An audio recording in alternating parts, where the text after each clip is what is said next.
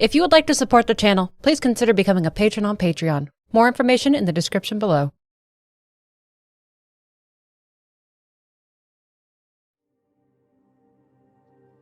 He ran from his captors, burned and maddened.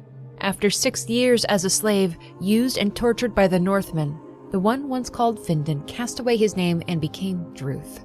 In the wilds of the Isles of Orkney, he met a young woman named Senua, who, like him, fought the darkness within. Druth would not long survive his grievous injuries, but in the time that he had left, he told stories to this young outcast. He told her of the Northmen, of their gods and beliefs, of the quests of heroes, and acted as a guide when she questioned herself and the world around her. Druth taught her to challenge her fate, to defy the gods themselves, to look upon even the horrors of the world and to face them. After all, you cannot overcome suffering if you refuse to look at it. The stories of the dying man greatly impacted Senua. She remembered his words. She learned that the power of a quest gave hardship meaning. Perhaps defeating her darkness was her quest. Would that not bring sense to the suffering that she had endured? Senua didn't see the world as others did, and for it, she was an outcast. She heard voices, saw faces, saw patterns and geometric shapes. She would sometimes see the entire world different from others, just like her mother had, and for it, she suffered. She was isolated, abused by her father and his insistence that she needed him. She longed for freedom, and even her mind was sometimes a prison. Her mother was taken from her when she was just 5 years old. When she came of age, she fell in love with another youth named Dillion. She went to the wilds to be rid of her father and to defeat her darkness. That became her quest.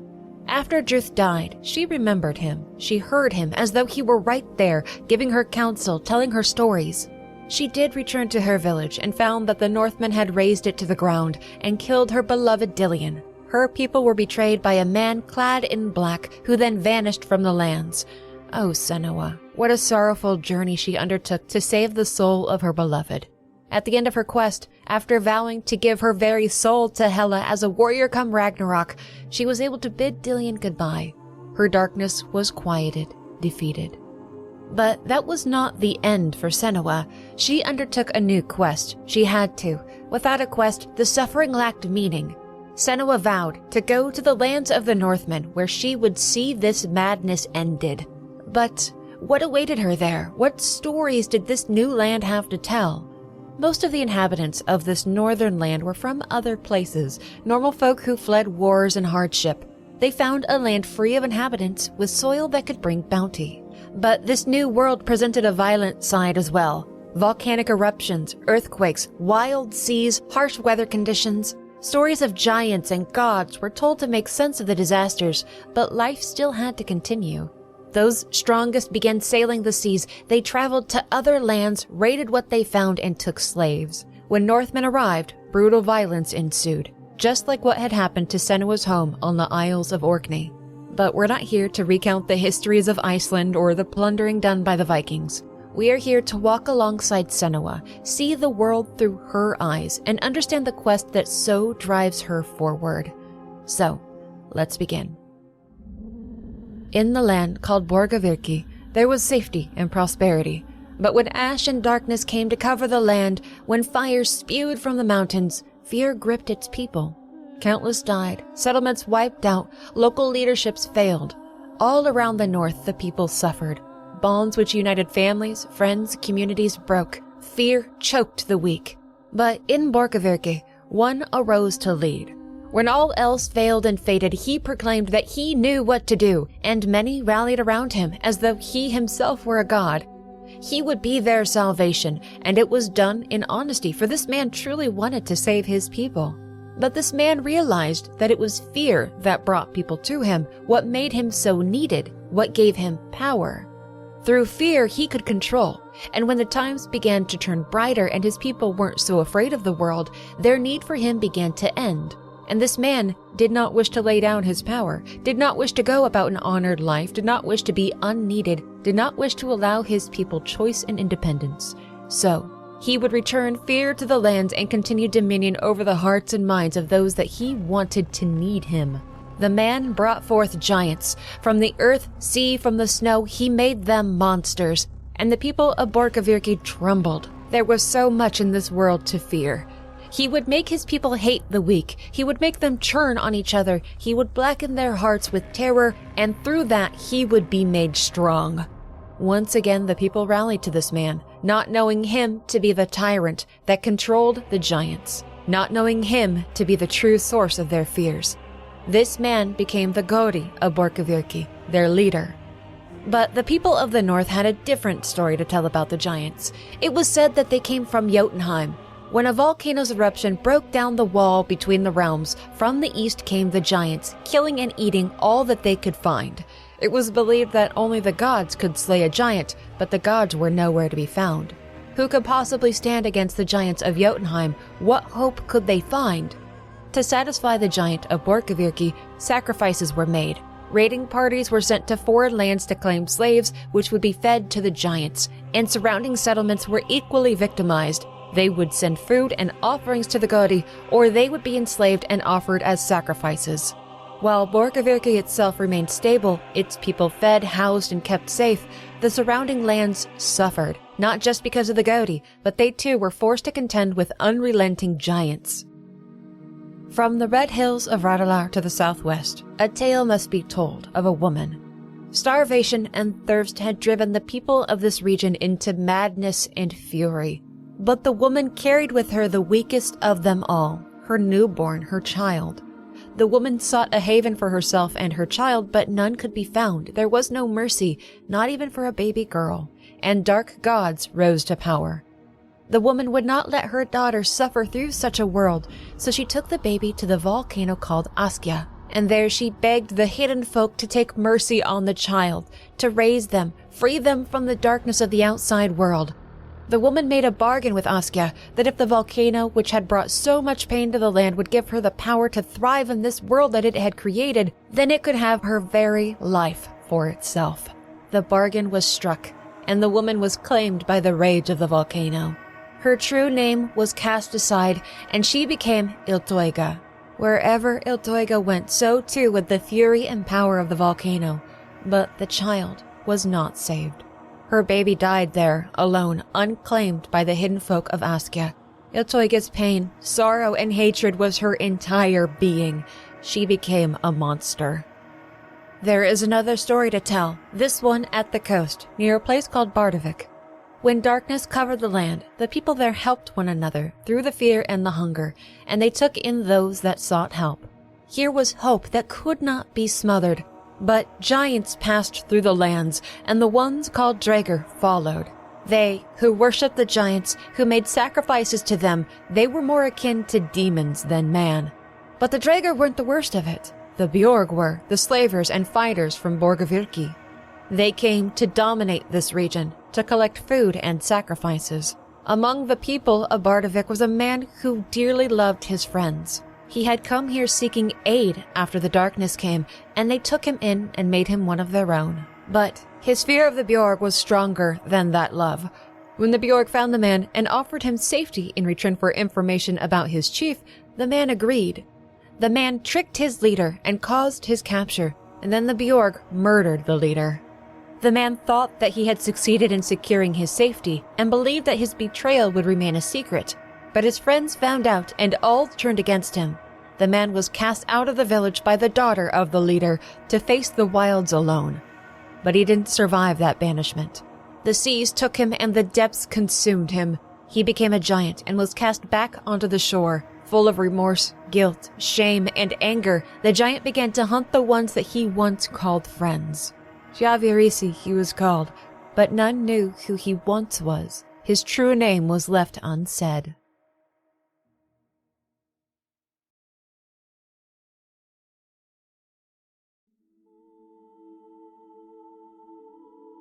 The warrior from Orkney didn't know what awaited her in the north, but she knew of the slavers, knew of the suffering. She'd vowed to her departed beloved Dillion that not one more soul would suffer as he had. Senua's heart, her goodness, her love were mighty. Her word was her bond, so she would see the slavers ended. This was her quest. She allowed herself to be captured by the Bjorg. She was loaded onto one of their ships alongside other terrified victims so that she could reach the Northlands and stop the evil taking place. The ship flew a blood-red banner. It was a symbol which would guide her on to her destination. But a wild storm overtook the ship off the coast of the Northlands. It struck a rock that tore the boat apart, sending all within down into the depths of the sea. The voices within, her furies, ordered her to fight, to get out of the water, to not be taken down by struggling men trying to reach air. Senua survived the crash, made it to shore, and fought the waves to escape the tides trying to take her back out to sea, all while bleeding, injured, exhausted, barely able to even breathe. But Senua is a young woman made of steel and grit. She climbed her way out of death. But the ship and the slavers, that was how she was going to make it to her goal. Now alone, with no weapon, no idea where she was, no clue which direction to go, all she could do was move forward and look for signs. Now, resting away from the waves, under cold, unrelenting rain, we too join her. Her furies speak insults and plans to her. They both help and hinder, abuse and praise, and the voice of the shadow returns. The voice of her father, Zinbil, who chastises, abuses, and mocks. This being assures her that she will fail, she will die. Senua thought that after facing Hela, after saying goodbye to Dillion, she would be freed from the shadow, but he tells her that he will always be there. It preys on and amplifies her fears, but Senua's vow to Dillion holds far more power than the voice of her father. The pain of others and the deaths of even strangers haunts Senua as she walks. Though it was not her fault, the death of the other slaves on that ship tortures her. Survivor's guilt. She wants to find others who may have lived. She wants to help them. The Furies are angry that she didn't do more and add negative commentary to an already tense situation, at times even agreeing with the shadow when he speaks. One may encourage impulses and intrusive thoughts, while others fight against it. Nothing is off limits to them, and nothing will censor them. Senua finds the red banners of the slavers that brought her here, and believes them to be what will guide her on. All around her are signs and symbols for her to interpret.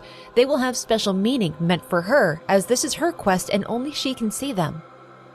There are totems on the path from time to time, with runes on them which remind her of statues from her previous journey into Helheim. When she focused on those statues, she heard Druth's voice. He would tell her stories, guide her. She focuses in on these totems, and once again the comforting voice of her friend rings out. Druth, reassuring her that he is still with her. She made it out of hell itself, and now she's in Midgard. She will seek these totems out to hear his counsel and to remember his stories. If there are survivors, then the Bjorg would certainly be amongst them. She needs a weapon if she is to fight back, and she needs to find the slave master, the one who rode at the front of the ship. If he still lives, she will make him take her to his homeland. Once Senua is more focused, when she's more connected with her goals and her quest, the Furies begin fighting back against the voice of the shadow. They tell him to shut up, tell Senua to listen to them, not him. She has become highly resistant to his painful words and mockery. Senua finds patterns and symbols in the environment to make her way through barriers and blockades of rocks. It's a process that she has repeated many times over. It's how she brings order and makes sense of her path.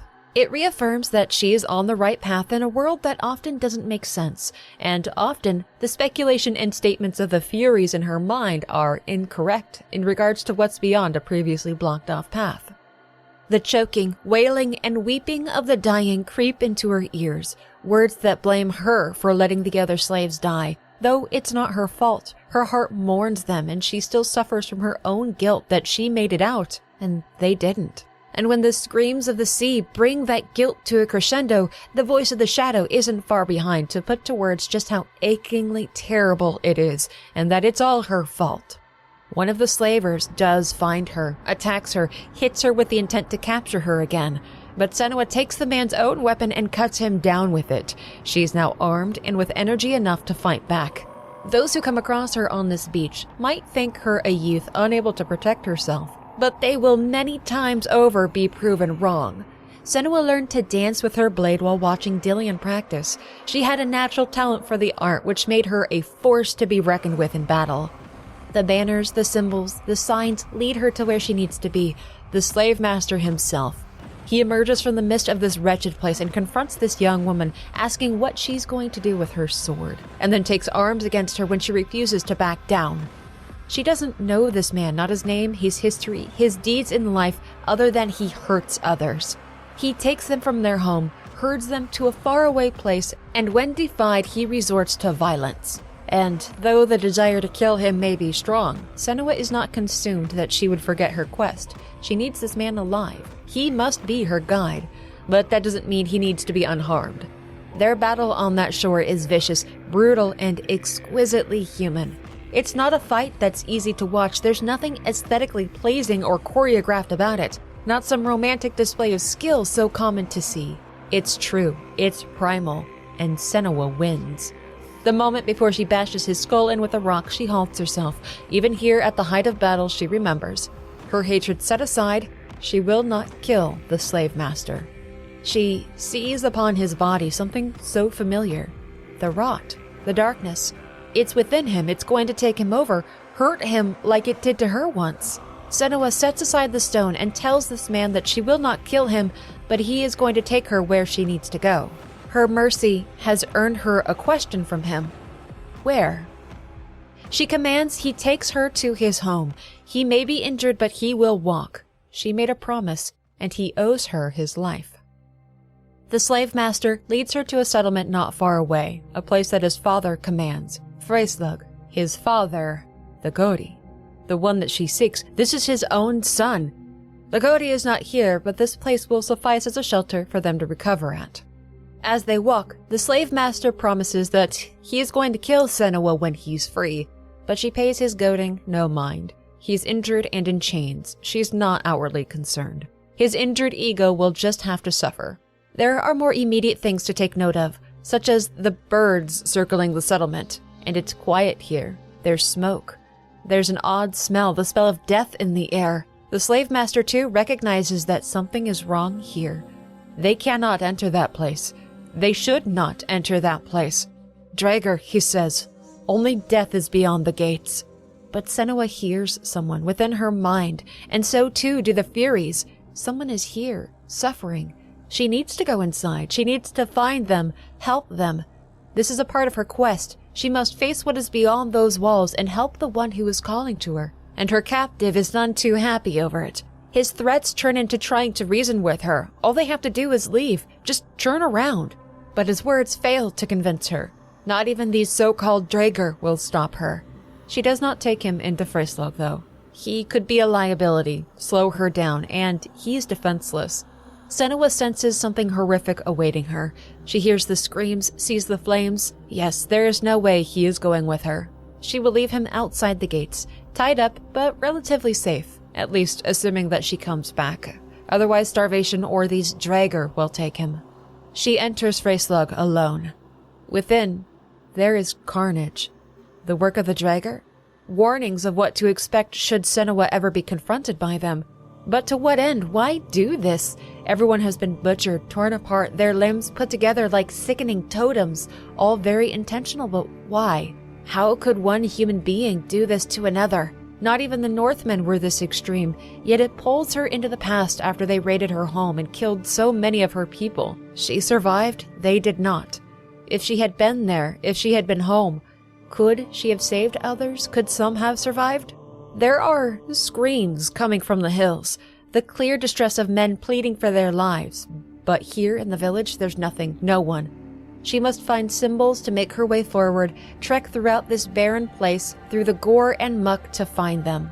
All the while the shadow taunts her, reminds her of home, blames her for it happening, and tries to instill fear of what's awaiting her past the blocked-off path.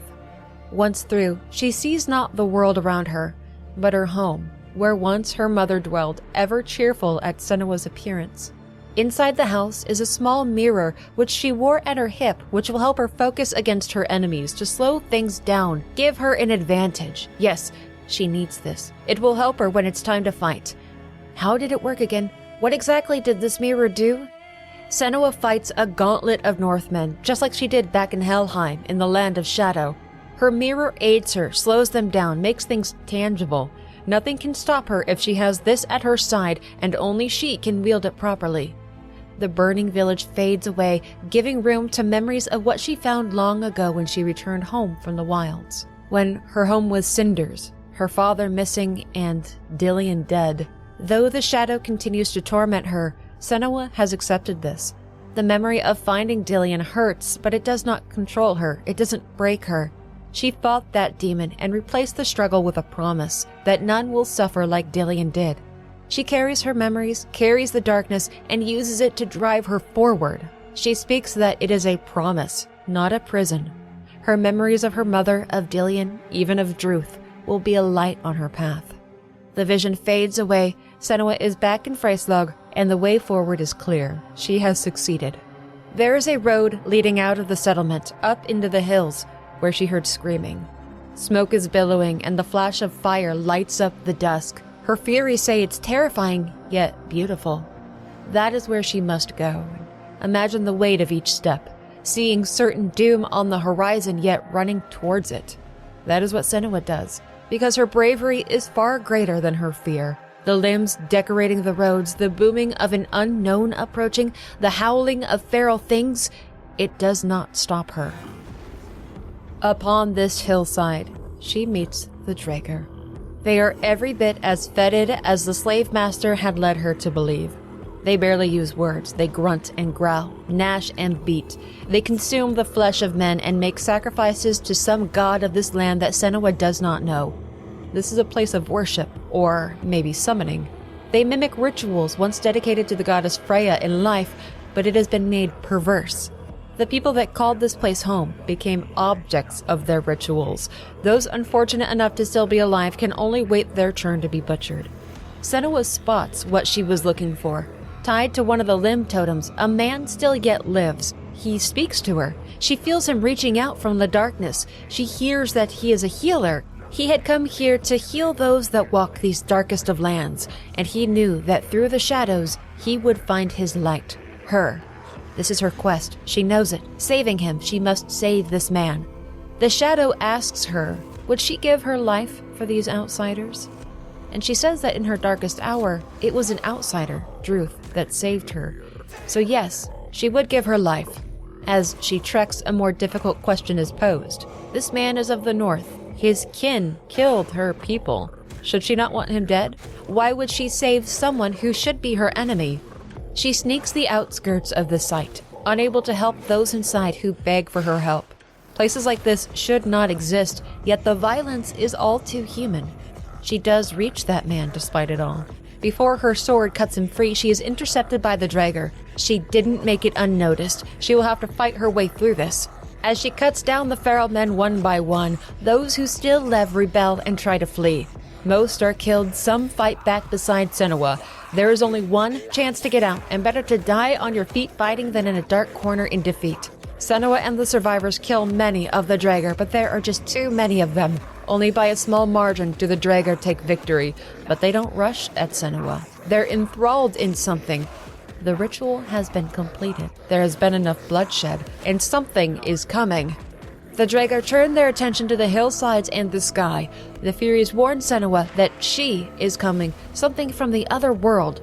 They have to hurry, they have to run.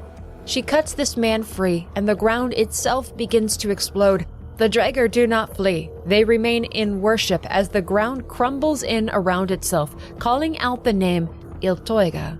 Senua and this man flee, make it off the low ground, into the light of the rising sun, where silence and peace greet them.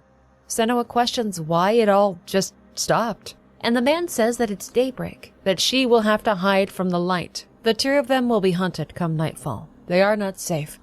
This man is Fargrimr. He had come to Freyslag to seek help for his people, but he instead walked into a massacre. He was to be an offering to something, Illtauga, the Furies say. Fargrimr says that she is welcome to come back with him, back to his home. He can't provide safety, but he can offer refuge. The monster makes its home near his village. That's why he had come here seeking help. Come nightfall, she will emerge again, and they need to be off the ground by then. This man knows the slave master, Thorgestr of Borkavirki. Fargrimr knows where Borkavirki is, but why would she want to go there? They would surely kill her once they knew who she was. If Fargrimr took her to Borkavirki, then she doesn't need Thorgestr. Yet, it's clear that this man has a softness for the slave master. He doesn't want to see harm done to him, even if the Bjorg are a vile, cruel people. But why would he want mercy for Thorgestr? The tied-up man asks for help, and with a simple, stern look of earnestness from Fargrimr, Senua goes to get him up. He won't be left here to die. They'll take him home, much to the protest of her Furies. Fargrimr extends hospitality and Thorgestr accepts, but his ego doesn't allow him to do so without promising that it changes nothing. There will be no thanks for his help. Illtauga, Fargrimr says, is a giant. She will awaken at sundown. They need to get moving.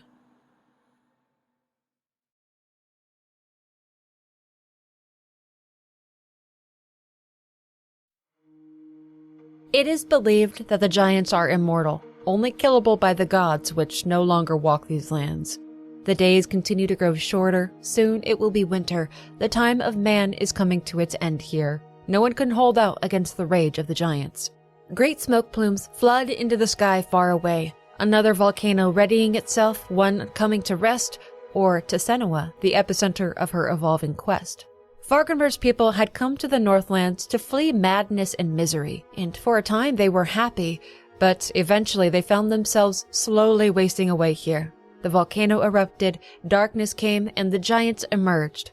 By sunset, they are at the Red Hills of Rodalar, a place that Thorgestr knows too.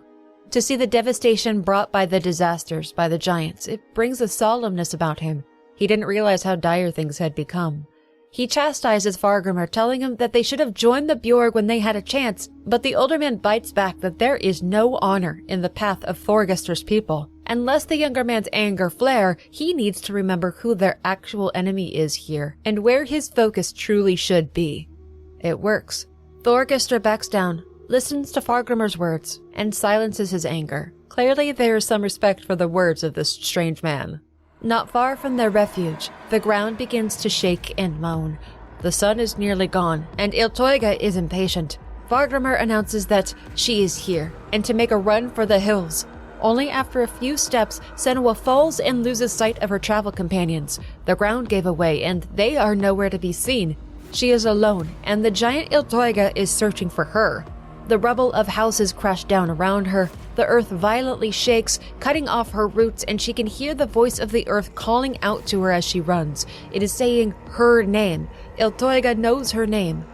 The world begins to turn red. Lava shoots from the ground, rubble and wood float in the air. Senua finds the entrance to the refuge where Fargrimr told them to go, but behind her, as soon as darkness falls, the giant Illtauga emerges, and she reaches for Fargrimr. He's here. They found each other again. Senua attacks the arm of Illtauga, stopping her from taking Fargrimr, and its attention shifts to her. Illtauga draws in close, hovers over Senua, and in a terrifying display of power, simply says, "We are monsters." Dillion had spoken to her of monsters. He told her to step out of the darkness. Let the world see her. Let them see that she was not a monster. Not like her father was, nor like he'd convinced her that she was. For so long she had thought herself to be one, yet through the words and acts of a few precious others, she discovered that she wasn't. Illtauga calls herself a monster, but there is something in her eyes that Senua knows. There's pain, there's suffering. They see each other, they understand each other.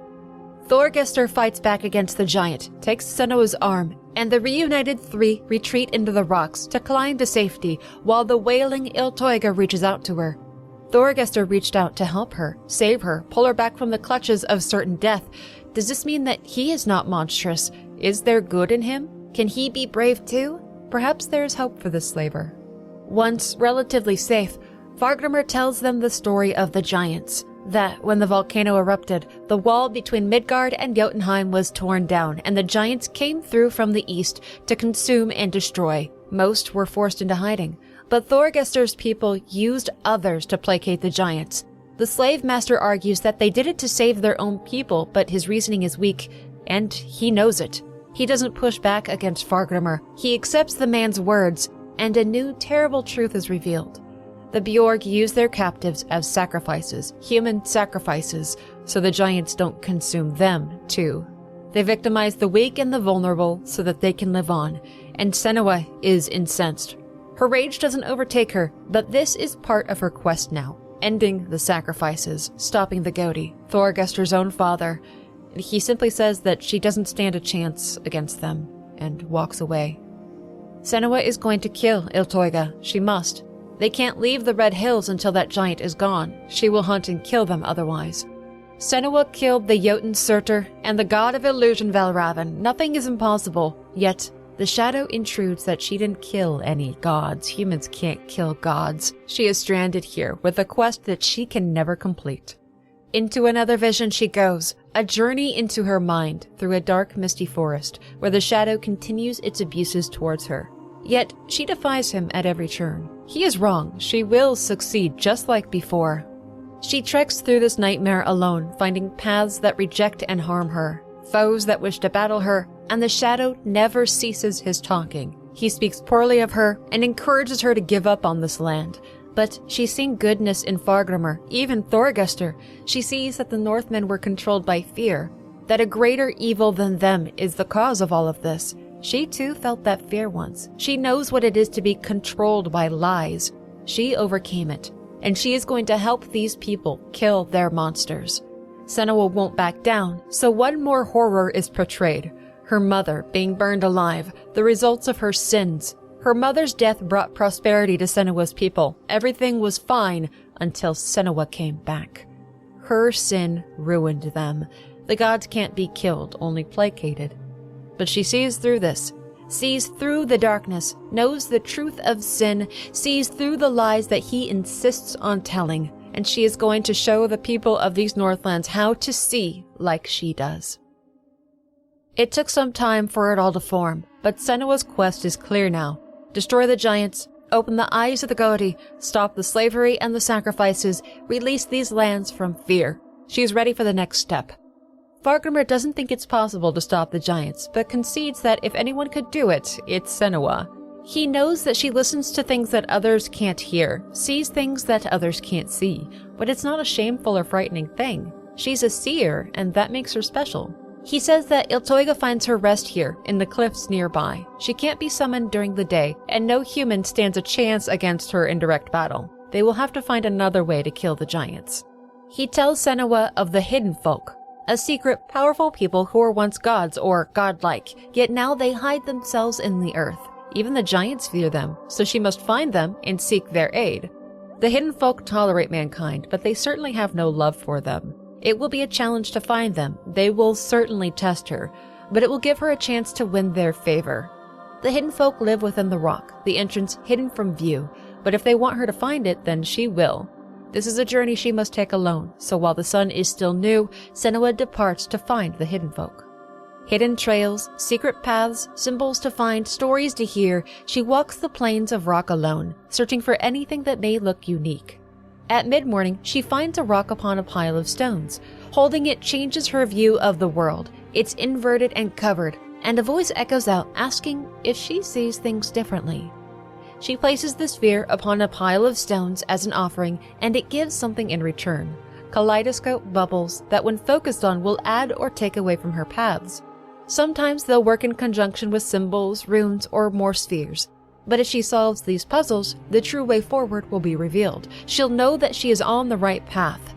The Hidden Folk whisper to her throughout the hills and the canyons, asking how far she is willing to go to find them. They whisper threats, frightening things. They tell her they don't want her, that she cannot see through the veil. Even the Draegr are here to stop her. They attack her in the darkest places. But she persists. She may question herself, but she doesn't let that stop her. She must remain true to her quest. And she finds the secret entrance in the heart of a lake. She passed their first test, and this is her reward. She may plunge into the depths of the earth and seek them out. A single torch is left for her, her only light.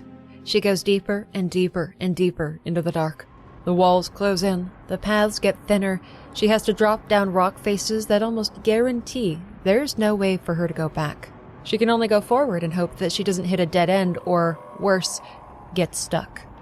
There are more spheres and globe obstacles to be overcome. Fires of strange color to ignite to unlock hidden paths. It seems to go on forever.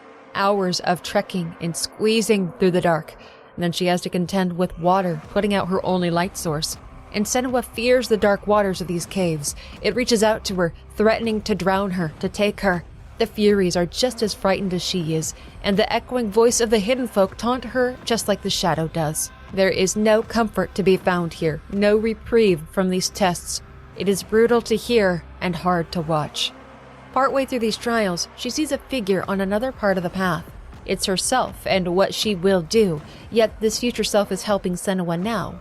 She has to work with herself to conquer this, see herself as an ally, and have faith that things will work out. For a brief time, she returns to the open skies, freed from the suffocating caverns, but this is short-lived. She must choose to return to the darkness of the earth to continue the tests. It's still light outside. She could just give up and return to the Red Hills, but Senua does not. Night falls outside and she delves back into the tunnels of the Hidden Folk. Her reward for this is their light. They will guide her now with beautiful colors and safety so long as it is near. But with this beauty comes terror.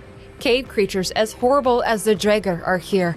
They live in the darkness, they shun the light, but their hunger is great, and Senua is food. She must fight, alone in the darkness, as the light of the Hidden Folk moves aside to allow these trials of combat. Once she succeeds, they resume their guidance. At a strange notch in the rocks, possibly the most difficult test begins. A voice calls to her, begging for help.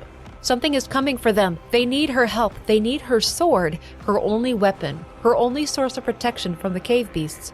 Will she give up the last thing she has to save the life of another? The Furies tell her not to do it. They need the sword. Don't give it up. But Senua passes her blade into the notch, into the hands of whoever is on the other side. Hopefully they've been delivered salvation, but now, what about her? Senua walks in the light. It will keep her safe from the creatures here, but she can hear them all around. If she takes just a single step out of the light, they will claim her, and she has no way to fight back. But her faith in the Hidden Folk was well placed. She is kept safe throughout the dens, and led to a cavern with light leaking in. Difficult terrain, blocked paths, and narrow caverns are her hindrances now. She finds her way to a pool, the walls shifting in repeating shapes and vibrant colors. She knows that this is where she was meant to go. The Hidden Folk respond to her call. She's a madwoman, a witch, a warrior, a hero. They know who she is, but is she ready for what she'll find here? The waters will be her door, her own reflection the key to it. Everything she has suffered has led her here to this precise place. She will not fail those who need her. She is ready. She plunges into the waters of the pool. She has passed the final test. The Hidden Folk bless Senua with knowledge of her foe, but it is not what a warrior might expect. By her name, you will know her. The Hidden One who speaks to her tells her the story of Illtauga and shows her the steps that a woman once took here. This woman once knew sweet days after leaving behind a world of war and misery. These lands were her home, and things were good for a time. But when tragedy came, when Asuka exploded, her world fell apart. Nothing comes from nothing. Monsters are created, and from where matters. This woman, Senua, knew her pain of loss, fear, desperation to save someone that she loved. For this woman, it was her baby girl. She tried to give her baby to the Hidden Folk, but none answered. She gave herself to the vengeful forces of Asuka itself so that she might survive in this new terrible world. Before the end of the tale, the actions Senua took during her journey will dictate her survival. She has no weapon, and enemies are nearing. There's a bright light coming from a rock, and in desperation she runs to it and calls out for help. The faint voice of herself answers from not long ago. She'd given her weapon to the voice in the rock in faith that she would be okay, and that whoever was on the other side would need it more. She made a sacrifice to help another, and in doing so, helped herself. This is a newly christened weapon for a new Senua, one ready to face the truth of the giant. She viciously fights through the cave creatures, through their gnawing, biting, scratching, and growling. Even when surrounded, she doesn't stop fighting. When the numbers overtake her, she continues to struggle. She's taken down, the beasts intent on murder, but the coming carnage fades as the Hidden One's voice stops the event. He asks if now she's full of hatred, if she wants to change. What would she do to survive? He says that she cannot kill the giants, but secrets that fester in the darkness can be burned away with the light. She demands help, but what she seeks is already here. She just has to look. This monster, this giant, Illtauga, she did not come from nothing. The gods did not help her when she begged for aid. Instead, her fury was made eternal, and the baby she tried to save was lost. Senua finds the skeleton of the babe, still wrapped in its blanket. She understands that this was a part of Illtauga, that this was the source of her sorrow and her suffering. On the child is a brooch bearing the real name of Illtauga, Ingen. Her name was Ingen, and she was not a monster. The world made her Illtauga, made her a monster. Ingen deserves to be saved, like all that Senua lost before. This is how to kill a giant. Heal the human. Help Illtauga. Speak her name and give her back her child. Vargrimmr meets Senua within the cave. The entrance wasn't far away. It was very close to Red Hills, but her journey throughout the earth was as real as the stars. He agrees that true names have power that cut into our hearts. Knowing the name of Illtauga will give Senua power. What she chooses to do with that power will define who she is. Vargrimmr tells her that the twisted rituals of the Draegr summoned Illtauga, but they too can do their own ritual, one far less horrific, that will allow Senua to see the world through Illtauga's eyes. It will take her through a door to another place beyond the veil, where only ones with special eyes like Senua can see. Though this man is far different from Druth, he understands Senua in that special way that the old man did. He treats her with respect, with casual conversation she doesn't often get to enjoy. He brings a grounding normalcy and a positive outlook, a wonderful balance to the chaos she so often faces. By nightfall, everything is readied. Senua sits in the middle of a circle as the survivors of Red Hill carry out their ritual, to open the veil, to allow Senua to see Illtauga. Their chanting, dancing, and rhythmic drumming send her into a trance-like state. With eyes closed, shutting out the world around her, Senua goes beyond the veil to the home of Illtauga. It is a place of choking heat and flowing magma. Illtauga rides on a landmass, but she does not rule this place. She is a prisoner. She's chained here, trapped in this hell of her own rage. Senua calls out her true name, Ingen, tells her that she knows her, and asks her to remember. Senua is going to set her free and give her back what she lost. With only the cover of rock to shield her, she runs through the magma field while bursts of fire shoot mere inches from her body. If she is hit, she will have to try again. Her body is not here. This is a battle fought in the mind. The hardest battles are fought in the mind. She reaches a chain, cuts it free, and Illtauga calls to Senua with undeniable hurt behind it. The breaking of this chain increases the speed of the fires. Senua must run faster to cover, make more stops, and pray that the rocks hold up against the spray of fire. The giant tries to tell Senua of her pain. They took everything from her. Senua promises that she can help her. She can help Ingen, but the giant screams back that they are monsters. The crashing of the waves is stronger now, faster again to match Illtauga's fury. Yet too she cries, the sorrowful sobs of a woman who has lost everything, a pain that they share, and Illtauga knows it. The final chains lay beyond the giant's greatest surges of fury. The flames hit so hard that it crumbles Senua's cover, forcing her to stay mobile or she'll be claimed by it. Illtauga calls out the name of her child, Hala, who she tried so hard to save. Hala is gone. Everything is gone. The final chain broken. The flames died down. Illtauga is free from what bound her here. But her fate, Ingen's fate, is already written. The Furies tell Senua that she is in pain. She's dying. She's suffering. But the sight of her Hala, her child, brings a light to Ingen's eyes. It's time for her to have peace, to rest, to let go of the grief that made her monstrous. Senua gives Ingen back her child, so that the two might rest together. This is how you kill a giant. Though the shadow tries to tear her down, Senua's senses return to the hopeful voice of Thorgestr, the slaver that once vowed to kill her. Thorgestr believes in her, has seen with his own eyes that the giants can be defeated. He needs to go home, to tell his father they can stop all of this, they can fight back. He never wanted the sacrifices to hurt people. And if all of this is real, then he will fight at her side to end it. He swears it. He never believed it was possible that they could win against gods. He'd been so devoid of hope for his future that belief in a good one brings a light out of him. All he needed was a chance, to prove that he was more than an attack dog for the Godi. She came here to destroy the Northmen, but perhaps instead she'll save them. Show them that the world can change. All three of them will journey to Borkavirki to speak to the Godi. Their journey together begins at first light.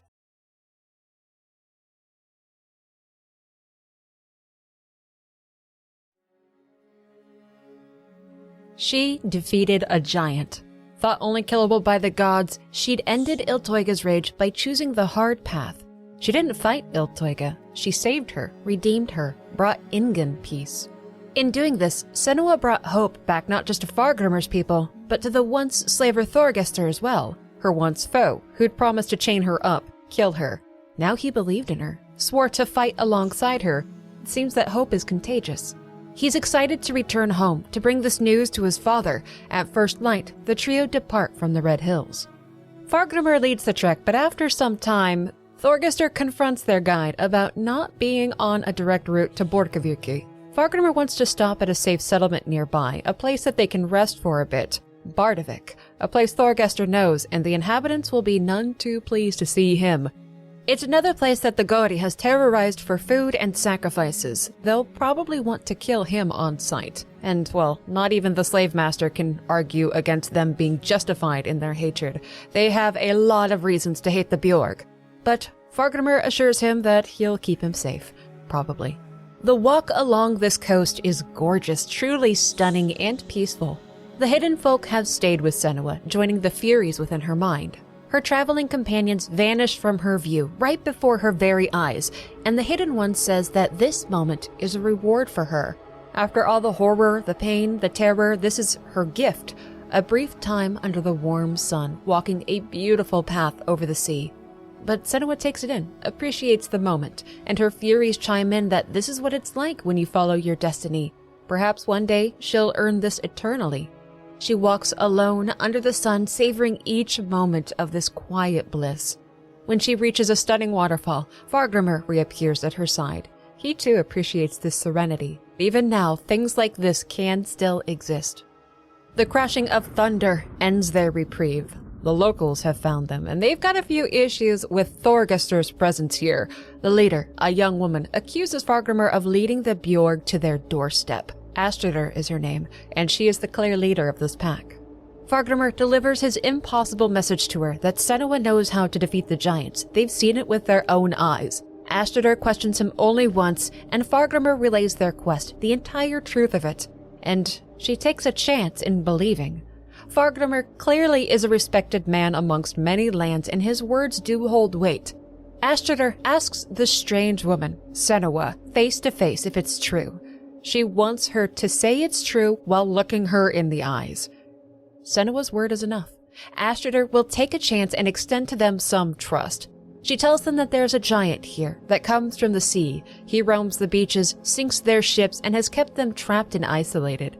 They can't fish or hunt, and they're almost out of food. Senua's mind is set upon their goal of reaching the Gori, but it is Thorgestur who tells her that they should kill it. The one who is so unwelcome here. He reasons that there's a land of giants to kill, and they need the practice. He's gunning for a fight anyways. Astrider asks again. Her people are dying, and Senua agrees. They will kill the giant, a Bardavik. Senua and Astrider walk together to go see this giant.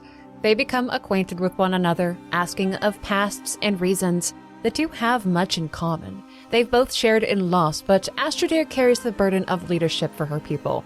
So many have died, and she's trying to keep those that remain alive. Contending with the Bjorg slavers and the sea giant has numbered their days. Senua wants to help these people, but can this new foe be defeated as Illtauga was? There's been no sun here for weeks, even during the days. The cries of this giant bellow through the cliffs and the shorelines. It's a sorrowful sound, as though a broken man were weeping over some unknown sin. They speak of their families and the ones that they've lost. Astridir's father was a good leader with a kind heart who was betrayed by one of their own to the Bjorg. He was a far cry from Senua's father, Zinbil, so it's a bit hard to relate with her on that part. Senua believes children shouldn't follow too closely in their parents' footsteps, yet Astridir is emulating her father's. Not far from Bardavik, Draegr appear. They're harbingers of the giants. They've never come this close to the village before. Something has changed. Astridir runs ahead to warn and prepare her people. The giant will be appearing. They need to get ready. Senua fights the Draegr alone, her furies incensed that Astridir left her alone here to fight, yet also concerned for her safety. After the battle, she has to find her way alone. The symbols and spheres reappear. She has to solve her way forward. It all has meaning. It's all to test her. The Hidden One tells Senua of Shadvarisi, the sea giant. They say that he was born of this place, but they won't tell her more until she finds them by the sea. Senua and Astridir briefly meet again, but Senua does not follow her back to the village. She was ordered to find the hidden folk at the seaside, so she will detour down to the shores, alone. Broken ships litter the cold beach. Here she must again find her way through blocked and hidden paths laid out by the hidden folk. All the while the Furies go on about her worries and wonder why the Draegr are here, if it's perhaps because of Senua. Did she bring darkness here? Did the Draegr follow her? Is this all her fault? She makes it through that barrier, keeping her away from the hidden folk. It leads to a path within a small cave, where her answers surely await her. She was meant to be here. This is another step in her quest. She will find what she needs within. After all, she's the only one that can hear the hidden folk. At the bottom of this cave, a kaleidoscope sphere of the hidden folk arises, and it takes her into a vision of how Shadvarisi came to be. Her own home was doomed by a single man, clad in black, who told the Northmen where it was. Perhaps it was her father. That betrayal caused so much suffering. The deeds of a single man ruined her entire life. It cost her a home, it cost her Dillion, it sent her into hell itself. So now she meets another traitor, a betrayer, who sold out his kin to save himself, just like the man clad in black did in Orkney. Is he worthy of healing? Does his regret and guilt make him worthy of empathy, of compassion? If Zynbil was remorseful, would she grant him forgiveness too? This is a story all too familiar to her, but it does not end with the revelation of the giant's true name. Astridir said her father led these people, that she was betrayed by one of their own. She would know the name of this giant. Senua must go to her, tell her what she's found out, and learn Shadvarisi's true name. It's dark by the time she returns, the time of the giants. She must tread carefully, for she doesn't know how this giant will react if he sees her. Shadvarisi appears with lightning flashes, yet only intermittently. He drags himself up the road, swiping at houses, but he does no harm to them. Those still living here have locked themselves inside their homes. They will not open their doors, not even to a human voice. Fear grips this place. It is a shadow of what life should be. Astridir is waiting for her, with doors open. She easily greets Senua when she sits, and acknowledges the strange silence in the air with a firm look. Senua gathers her courage to ask about her father, about the betrayal. Who did it? What was his name? What happened? Senua has to know that this is the name she seeks, that he was the betrayer the hidden folk showed her. So, Astridir tells Senua of her father's downfall. They took in those who sought help, even though they too were barely scraping by. It's what built this community. Astridir calls them her tribe, and their bonds were strong. The man who betrayed her father was once an outsider that they helped, that they took in. When her father was gone, Astridir cast the man out herself. He was never seen again after that. And his name was Saigr. As gently as possible, Senua explains that Saigr is their giant. She tries to tell Astridir about Ingen, about how they ended her rampage, but a horn breaks through their conversation. Draegr are attacking the settlement itself. They've never been so brazen before. All who can fight are called to battle. In the dark, under pouring rain, against inhuman fiends that crave violence. So many are killed. The losses are great. The fighting seems to last hours, and when finally it ends, it's impossible to call their survival a victory. The Draegr are pushed out of the settlement, but this will be the death knell of Bardavik. And Senua blames herself, questions if it's her fault, if she brought the darkness here, brought the Draegr here. Everyone must blame her too, hate her, think she's a madwoman, a witch. The Furies echo her worst thoughts of herself as punishment, and then the shadow appears again to revel in what has happened. The weight of these lost lives is so heavy that she can feel them in her hands, on her skin. She agrees with the Furies. She promises that she'll leave, she'll take it away from them, to protect them. The Furies and the Shadow push farther, speak of her dying with these others, that she's alone, unwanted, and she doesn't fight back. It is Astridir who breaks through that hurt. She clearly holds no malice towards Senua, and there's no blame in her voice. Instead, she convenes with her, asks that they make a plan. Every worst thought Senua had of herself was proven wrong with just a few words. Astridir trusts her and wants her to help. Senua asks if she's sure, and the response is simply a hand up. The Furies change their tone, tell Senua to take her hand, to trust her, to go with her. They must speak with Fargrimr. He will know what to do, how to bring Sjavarisi out into the light. The wise man says that they must perform another ritual to honor the sun. They will beg of the sun goddess Sol for her aid, that she might part the clouds and shine light upon the giant. He must be lured out of his cave for it to work, which they will do with fire and spears. The survivors of Bardavik will join in this battle. Preparations are made on the beach before the hiding place of this giant. There are so few left to lure him out. Killing him in the cave is not their goal, though. They just have to be faster than him. Lure him towards Fargrimr and the ritual site, and let Senua cross the veil to find him. She can hear Sjavarisi calling her name. He knows her, and she knows him. The giant comes up from the sea and slowly pulls himself towards a resting spot. It's as heartbreaking to see as it is frightening. He's suffering so much, this betrayer. Nothing should have to live like this. It's torture. Sjavarisi finds a hard surface to rest upon and lays his head on his arms to sleep away the day. They awaken him with oil and fire, spears and yelling, and then the pursuit. The giant kills any who get too close with decisive brutality, though, in his defense, they were the ones that threw spears. He focuses in on Senua as his goal, just as she wanted. As they wildly flee, Sjavarisi pulls himself down the cave with striking speed. Once to the shore, what was once a short walk from ritual to cave is a field of obstacles and mayhem. The giant needs to come out, but not too quickly. Senua must reach Fargrimr's ritual site. When he's closed the gap between them, Sjavarisi does not continue to smash or struggle. Instead, he looks at Senua with what appears to be hatred in his eyes, and he asks her to help him. He doesn't harm her. He reaches out for her. And she says a gentle, "I know you." The betrayer needs her, and she will not turn him away. Senua engages the ritual and is taken beyond the veil to see what Sjavarisi sees, just like she did with Illtauga.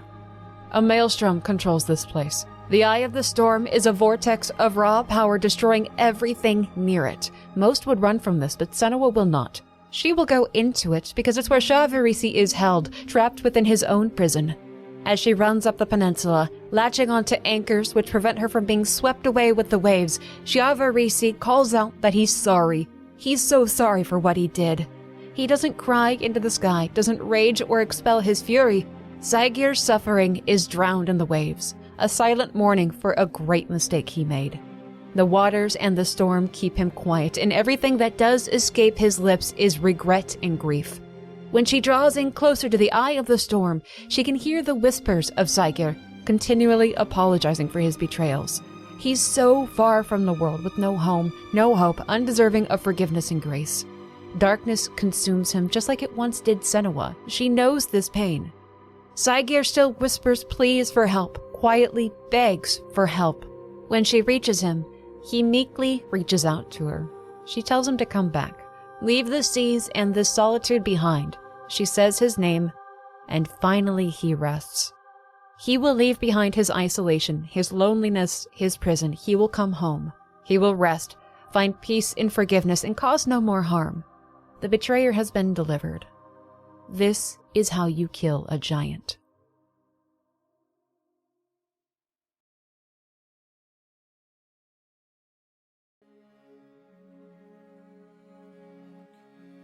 The sun will shine on Bardavik one day. They can begin recovery, leave their homes without fear, sail the seas, hunt for food.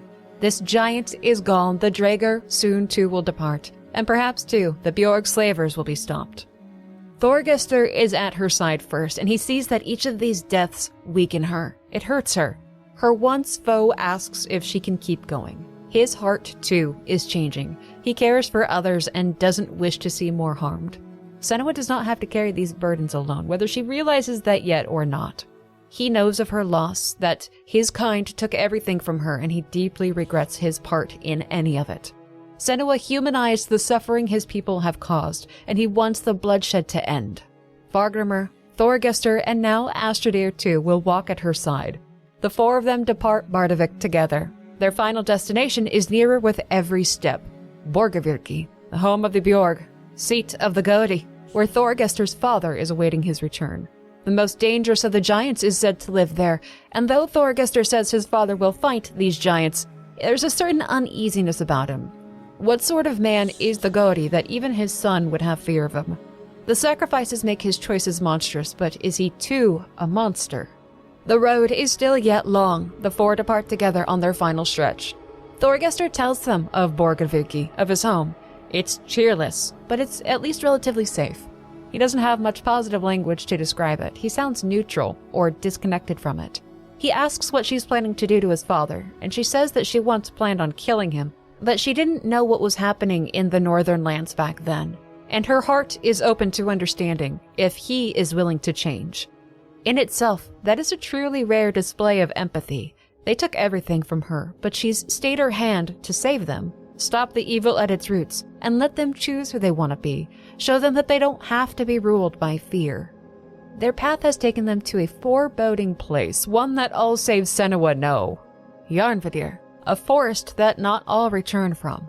Something within it is malevolent. It's something that no weapon can pierce. They could backtrack and go around it, but they would lose a lot of time in doing that. Senua insists that she can guide them through. She's quite sure of herself, in fact, even though her furies push back at that self-assuredness. But her companions believe in her. They have faith in her, so they hardly even question it. Senua takes the lead into a dark, misty forest. It would be so easy to get lost here, turned around, unable to make sense of the directions, and the gloominess makes everything sound like a threat. Birds, wind, trees creaking, water running, shadows moving. It makes the ghouls of the imagination come alive. Any second something could creep up on you and snatch you away. There's something about this place too that makes people see what's not truly there. Either it's the power of their imaginations going rampant, or they're breathing something. Either way, it's not long until they're all separated from one another. Senua panics. She was supposed to be leading them. She took responsibility for their safety, and she lost them so quickly. Her world begins to shift in color and tone as this darkened, fearful mood completely envelops her. And the shadow takes this chance to further speak down to her. But fear of failure can't mean that she stops. The first that she finds is Astradir. The woman is clearly terrified. Her words get caught in her throat. She stutters. Her voice shakes. She has seen something, heard something, been followed by something in the shadows that vanishes when she looks. And that she can't physically fight back against it makes it so much harder. If she could just protect herself with a weapon, she wouldn't be as frightened. The two walk together for a short distance on opposite sides of a small river, and it seems to calm Astradir down, knowing that even if they're separated, she isn't alone here. Their paths have to divert, but Senua promises that she will find her again along the river. Just stay near the water. Next, Senua finds Fargrimr, the ever-sure wanderer who always finds his way. He's lost. He says that there's a fog in his eyes, in his head, keeping him from moving forward. The feeling is disturbing for the man who's always been a confident guide to Senua. His faith is failing. So Senua reaches out to him, reminds him of who exactly he is and the power that he wields. He can see the light in anything. Can he hear the sound of the river? Well, just follow it. He doesn't need eyes for that. Just follow the sound of flowing water and they will find each other again. He starts moving his feet, slowly, but it's progress. He will have to walk alone, but only for a little while longer. They'll find each other again. Senua too walks alone, but she finds them both, separated but reachable. She can go to one or the other, but to her it feels like choosing a favorite, choosing which one will live, Fargrimr or Astradir. Who will she go to? She goes to Astradir, who was so frightened that she trembled, and she walks alongside her. The Furies make it sound like Fargrimr will be left to wander alone, abandoned, trapped in his own darkness.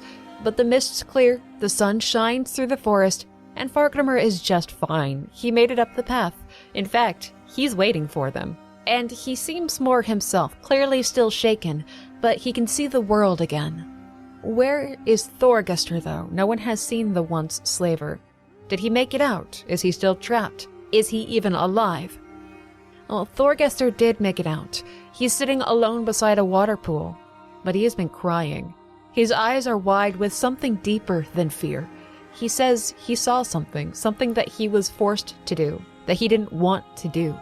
It haunts him deeply. He can't say what it is. He refuses to speak of it, instead playing it off like it was all just a trick. No one pushes him or demands that he speaks. What Thorgester experienced nearly broke him, but he still has the strength to get back up and start moving forward. As they walk, she reflects upon their silence. They're so quiet, they've all been hurt. But they made it through, they can still walk, they can still fight. But will they see her differently? Have they changed? Not knowing, not having those answers is just something that Senua will have to wait out. No one can force another to speak, but their actions will answer those unknowns soon. Being away from the forest, back onto the plains, under a clear sky and shining sun, everyone seems revitalized in their spirits. They can see Borchgrevink just over the hillside and beyond a valley.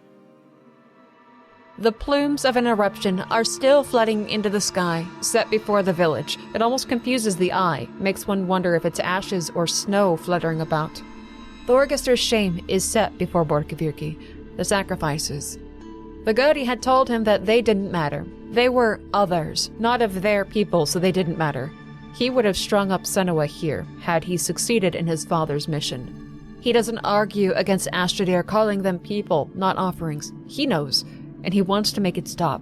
The presence of Astradir and Fargrimr might upset the Godi, and Thorgester advises that they don't take any chances in failing this. So, those two are going to remain outside, and they're going to cut down the victims of this sacrifice. He and Senua will go in to speak with the Godi. As they walk, he's confident that his father will listen. No one could refuse after what they've seen. They will fight the giants, the sacrifices will stop. But is he trying to convince her or himself?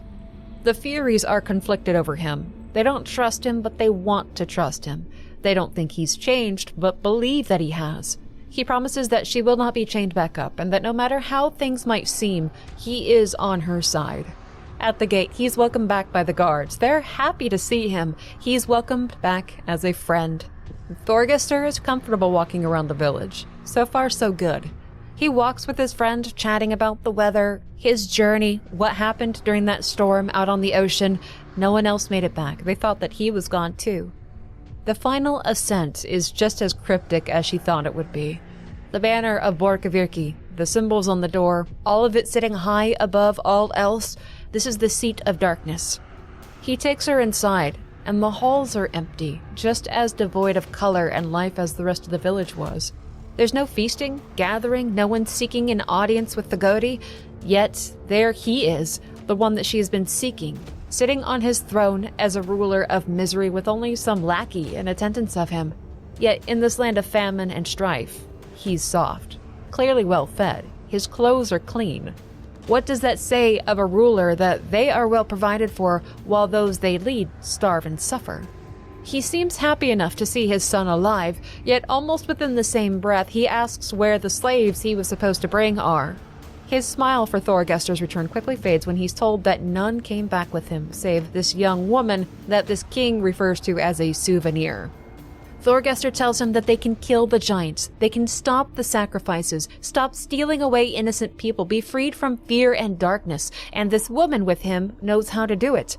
In an almost impressive display of intentional obtuseness, the old sack of shit discards his son's words and harps on about how the giants can't be killed. To even apply such a thing is blasphemous. It's nonsense. They should be ashamed. It's impossible, because he says so. He alone controls them, those beings that he treats like gods. He keeps them at bay, because the Godi is just as powerful in his own eyes. How he treats his son is put on display. He calls Thorgester a simpleton. He insults his ability to think, diminishes the value of his words. This man is just like Zynbil, Senua's own father. She knows well the look on Thorgester's face, the turned-down eyes and the tight lips. And she knows that men like this king cannot be swayed. They will defy anything that threatens the status quo to a dangerous degree. To claim one speaks for a god is a dangerous state of mind. But Thorgester wants to convince him, yet still his father calls her a liar and him an idiot. so dismissive, unwilling to listen.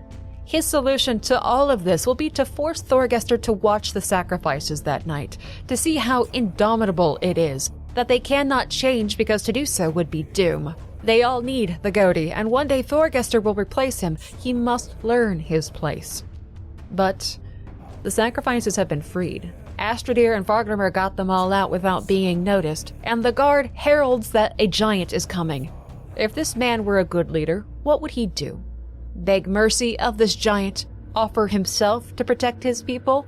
Hide away his people within his own halls? Maybe. But what do you suppose he actually does?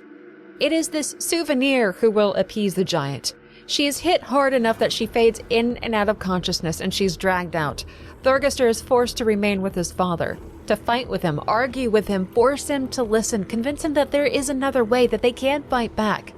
These guards weren't expecting this young woman to be a fighter. She surprises them with her strength and brutality. She has one hell of a right hook, and she gets one of their weapons off of them. Armed and full of adrenaline, she cuts everyone down.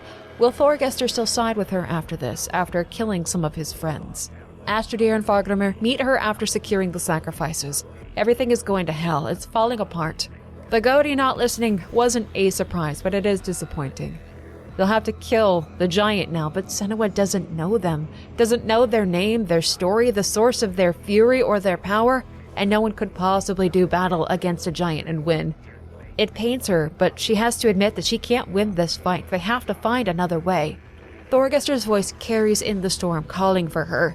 They will go to him, but the voice of another follows, yelling, angry. The words can't be made out, though. The wind is too loud, until they're close to the main courtyard. The sound of fighting, and Thorgester is still calling out for them, but an ambush has been set, and Thorgester was the bait. Vargrimmr and Astradir are taken pulling into the storm by the guards. They are beyond her help now. All she can do is hope they're okay. She must focus on reaching and stopping the goatee. Her Furies cheer her forward, celebrate her dominance in battle, reassure her that they'll save everyone. Senua fully believes in what she's doing. There's no doubt in this path. This is a part of her quest. It must happen, and she has to succeed. She was chosen to succeed. She kills every single man that confronts her, and at the end of the gauntlet of slaughter, the goatee capitalizes on her fatigue. He creeps out of the mist and cold clocks her. He may be an old sack of shit, but his grip is strong. He holds her in place, promises that she will be food for the giant, for the tyrant, for the king, the most glorious of them all, he calls it. It gives him blood, gives him power. They have an understanding, you see. They're connected. This man is showing his true colors. He's power hungry. He loves the status quo because it gives him power over others. That is why he refused to even entertain talk of defeating the giants. Why would he want to get rid of the ultimate boogeyman if it benefits himself? His son has broken free from whatever kept him back. He's made it here, and he's not choosing his father. He's choosing the truth. He's choosing Senua, Vargrimmr, and Astradir. After a life in his father's shadow of being put down, ordered around, told what to believe, forced to comply, he's had enough, and all it took was the truth. He has been set free, and he draws his weapons. His father's words don't matter anymore. He promised Senua this would end, and he intends to keep that promise. Now comes understanding. The hidden folk intervene, and to Senua's eyes, time freezes and she's led to another path. There's a story that she needs to hear, of a tyrant. The Hidden One takes her through Borgavirki and tells her of a man who once wished to save his people from suffering after a volcanic eruption threw their world into chaos. Through his leadership and his strength, they made it through, and when he wasn't needed as much, his power began to wane. But this man didn't wish to give up that power. He realized that through fear, he could control other people. There was nothing he couldn't do, so long as he was seen as the salvation of a dark world. So he instilled fear into his people. He created the giants, told his people that the world around them was caused by the giants of Jotunheim, but if they followed him, he would keep them safe. They could only placate the giants, and he knew how. Human sacrifices. They would come from other lands, from people who he deemed not their equals. They were nothing, no one's. Their only value was in saving Borgavirki. As the chaos of the world continued, the poisoned soil, the tremors of the mountains, the rampant storms of the seas, all believed the giant to be the cause. He created them. He was them. He was the tyrant, and Senua sees him for what he is. He is the destroyer of this land, the giant of Borkavirki. There was no behemoth in the storm. This man is her target. Senua returns to the courtyard where Thorgestur had been fighting his father. It was a fight that he lost. Could he not kill his own father? Was he truly overpowered, outfought? Did his heart lack the viciousness to kill his own kin? His father, though, he intends to use his son as tribute, feed him to the giant. Thorgestur is bloodied, blackened, and defeated. He was supposed to be this village's future, its pride, his father's heir, but the king values his own reign over the life of his only child. He feeds the giant. He runs Thorgestur through with his sword. There will be no surviving this. In his last moments, he reaches out to Senua. He had once promised to chain her up, kill her, wished that she had drowned, called her names, but in his final moments he chooses her. Of course, she takes his hand, and she vows to kill this mad king. But this man has grown wise in their journeys together. He knows that there will just be another to take the Godi's place. You cannot just kill a man and make the world change. She has to show them a different way, like she did for him. She'd come here to end the slavers, but he asks her to redeem them, kill the giant. His father's name is Olafir. He lets go, his time has come, and she steps in to kill this tyrant. Olafir is so much like Zynbil, so much like the man that tortured her throughout her youth, who burned her mother alive when she was just 5 years old to appease his supposed gods. He would have done the same to her had she not rebelled and fled into the wilds to fight her darkness. Dillion and Druth brought her clarity, brought her hope, taught her so much before they died. Druth readied her to return to her home, to face her father, to be with Dillion. Zynbil has haunted her ever since. He was the shadow. It was his voice. He was clad in black, like the man that she believed betrayed her people to the Northmen. If it was Zynbil that betrayed her people to them, then his violence wasn't direct like Olafir's was towards Thorgestur, but he still dealt a nigh mortal wound on Senua before he vanished. It was no giant that killed Thorgestur, that killed so many from neighboring lands. The liar that used fears and stories to control others. Borkavirki is a dour place devoid of happiness, but what does that matter so long as he's in control?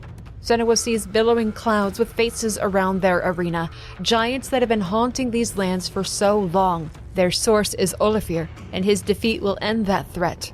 Though he's old and soft, once he clearly was a fighter of great skill. When his heart was good, he must have been a grand spectacle with a blade. His easy living and age have caught up with him now. Senua brings him to his knees after a long fight. She reveals his secret, that there are no giants, only him, and speaks his name. The arena fades into a grim reality. They're fighting in a den of some sort. The people of Borkavirki around it, covered in shadow, cheering on their violence. Neither of them can leave. If either gets too close to the side, they'll be pushed back in. Olafir is stumbling, tired, injured. He tries to defend his reasonings, tell her that she would have done the same, that she just wants power too. He's reached the bargaining stage. Does he really believe his own lies now? Has he done this so long that he actually thinks he's protecting his people? His lies were made of paper, unchallenged, accepted to make life easier. So easier would it be for another tyrant to just step in. Senua defeats this old, broken-down man. Illtauga was healed of her sorrow. Javarisi was brought home, saved from his loneliness. They were killed, defeated, through grace and mercy. She could smash his skull in with a rock, much like she nearly did to Thorgestur not so long ago. But she halts herself once again to consider this choice. The hidden folk counsel her. Tell her to look at the people around her, who plead and cling. They seek this man's death. They want him to face a violent end. They would drag her down, make her like her father, take her away from the beautiful kindness of Dillion, of Druth, of her mother, violate the principles she so strongly held to all this time. But killing this man would save them, and what wouldn't she do to keep others from harm? This is so much bigger than the life of one man. What she does here will sway the hearts of these people and define herself. She silences everything around her and acknowledges the burden before her. All the lives that have been lost, she still feels them, grieves them. After all this time, after all she's been through, she still loves. She went to hell and back for love, traveled the sea as a slave for love, killed giants for love. What wouldn't she do? What wouldn't she give of herself to hold them all close, to keep them all safe? If she accepts that she is her mother's child, the daughter of a good, kind, wise woman, then she must accept that she's her father's child as well. Her darkness, what she fought of herself for so long, doesn't come from her mother. It's her father. She's capable of anything. She could let go of her fear, let go of her shadows, and have no more pain, no more doubt. Those hands that have reached out to her, pulled at her, tormented her, would honor, love, and fear her. She could so easily walk another path, always true, always right. The beliefs of the Northmen kept alive, their lives kept safe, no matter the cost. That would be the path of Zinbo, the path of Uldafer, the path of a tyrant. And is there even another way? Is that a choice that she can even make?